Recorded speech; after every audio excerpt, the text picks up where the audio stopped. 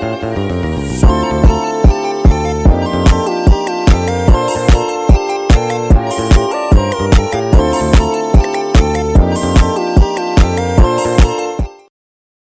semua, dalam video kali ini saya akan menjelaskan materi mengenai geopolitik dan wawasan Nusantara.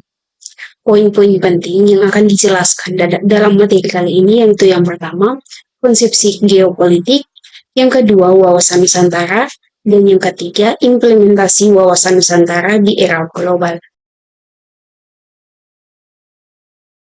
Yang pertama yaitu konsepsi geopolitik. Sebelum itu, kita perlu tahu pengertian dari geopolitik itu sendiri. Geopolitik secara tradisional didefinisikan sebagai studi tentang pengaruh faktor geografis pada tindakan politik. Geopolitik dimaknai sebagai ilmu penyelenggaraan negara yang setiap kebijakannya dikaitkan dengan masalah-masalah geografi wilayah atau tempat tinggal suatu bangsa. Adapun konsepsi politik, yaitu yang pertama, pengaruh geografis terhadap politik dan strategi. Faktor geografis seperti letak, topografi, sumber daya alam, akses ke laut, dan infrastruktur transportasi sangat mempengaruhi posisi strategis dan kebijakan politik suatu negara. Negara-negara berusaha memanfaatkan keuntungan geografis mereka untuk meningkatkan kekuatan dan pengaruh. Adapun contohnya yaitu negara yang memiliki akses ke laut cenderung mengembangkan kekuatan maritim, sementara negara yang terkurung daratan akan lebih fokus pada kekuatan darat.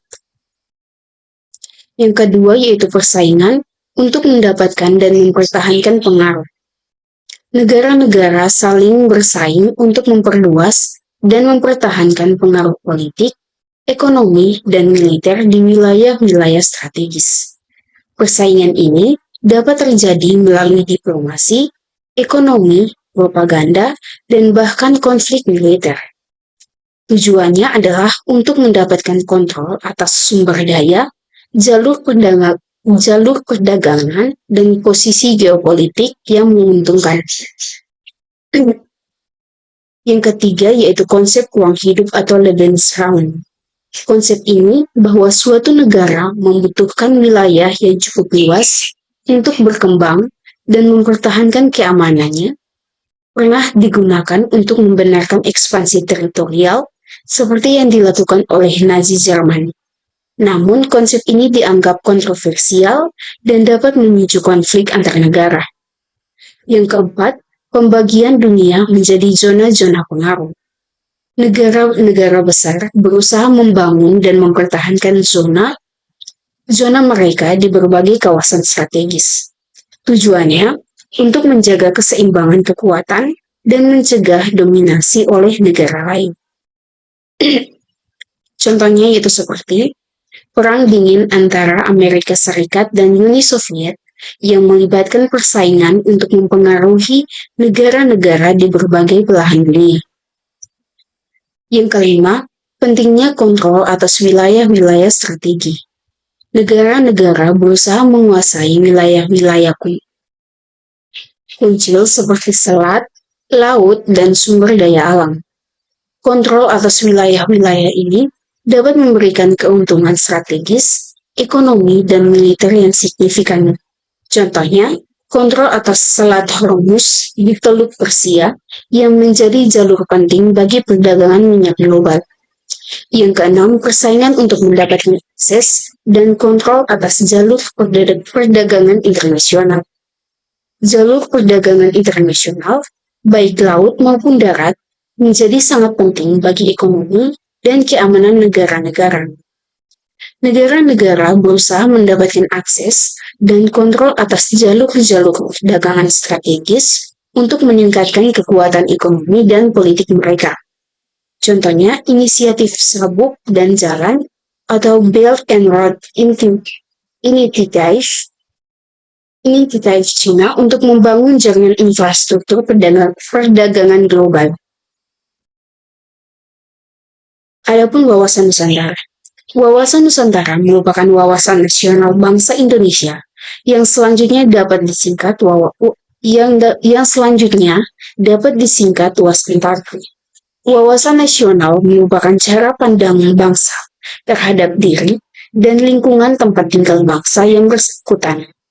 Bagi bangsa Indonesia, wawasan Nusantara telah menjadi cara pandang sekaligus konsepsi berbangsa dan bernegara, serta menjadi landasan visional bangsa Indonesia. Hakikat atau esensi wawasan Nusantara adalah persatuan bangsa dan kesatuan wilayah. Adapun implementasi wawasan Nusantara di era global. Implementasi wawasan Nusantara di era global merupakan pelaksanaan atau penerapan suatu wawasan pada zaman yang mendorong adanya perubahan. Globalisasi menjadi dampak nomor satu bagi perubahan budaya. Perubahan budaya, pikiran maupun sikap. Implementasi wawasan Nusantara di era global harus disusun secara matang dengan rencana yang sudah dibuat untuk diterapkan di kalangan masyarakat dengan berbagai aspek dan mewujudkan kebahagiaan serta ketertiban masyarakat Indonesia di era globalisasi, di mana banyak permasalahan muncul yang disebabkan karena kurangnya penerapan dan pemahaman konsep wawasan Nusantara tersebut. Implementasi wawasan Nusantara di era global, yaitu yang pertama kehidupan politik. Adanya pelaksanaan kehidupan politik yang diatur dalam undang-undang seperti Undang-Undang Partai Politik, Undang-Undang Pemilihan Umum, dan Undang-Undang Pemilihan Presiden harus sesuai hukum dan mementingkan persatuan bangsa. Contohnya seperti dalam pemilihan presiden, anggota DPR dan kepala daerah harus menjalankan prinsip demokratis dan adil sehingga tidak menghancurkan persatuan dan kesatuan bangsa. Yang kedua, kehidupan ekonomi. Wilayah Nusantara mempunyai potensi ekonomi yang tinggi seperti posisi khatulistiwa, wilayah laut yang luas, hutan tropis yang besar, hasil tambang dan minyak yang besar, serta memiliki penduduk dalam jumlah cukup besar. Oleh karena itu, implementasi dalam kehidupan ekonomi harus berorientasi pada sektor kemaritiman, pertanian, dan perindustrian. Yang ketiga, kehidupan sosial budaya. Dalam kehidupan sosial, perlu diperhatikan agar kita dapat mengembangkan kehidupan bangsa yang serasi antara masyarakat yang berbeda dari segi budaya, status sosial, maupun daerah. Pengembangan budaya di Indonesia dapat melestarikan kekayaan Indonesia serta dapat dijadikan kegiatan pariwisata yang memberikan sumber pendapatan nasional maupun daerah. Yang keempat, kehidupan pertahanan dan keamanan.